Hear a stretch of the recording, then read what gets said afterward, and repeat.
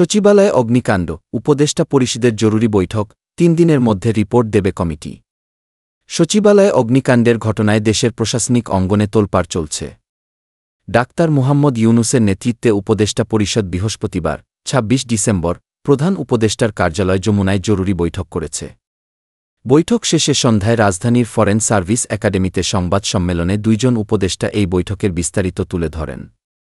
পরিবেশ উপদেষ্টা সৈয়দা রিজওয়ানা হাসান জানিয়েছেন, সচিবালয়ে আগুনের কারণ ও উৎস অনুসন্ধানে একটি উচ্চ পর্যায়ের কমিটি গঠন করা হয়েছে।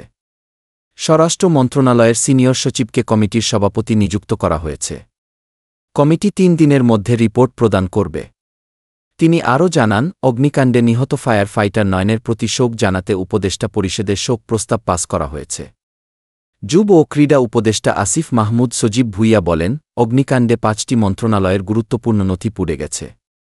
এর মধ্যে যুব ও ক্রীড়া মন্ত্রণালয়ের ডিজিটাল নথিগুলো পুনরুদ্ধার করা সম্ভব হলেও স্থানীয় সরকার, পল্লী উন্নয়ন ও সমবায় মন্ত্রণালয়ের অ্যানালগ নথি পুনরুদ্ধার করা কঠিন হবে।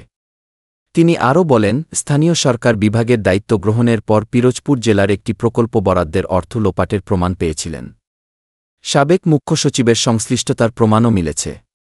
ক্ষতিগ্রস্ত নথি পুনরুদ্ধার করে এ বিষয়ে তদন্ত চলমান থাকবে।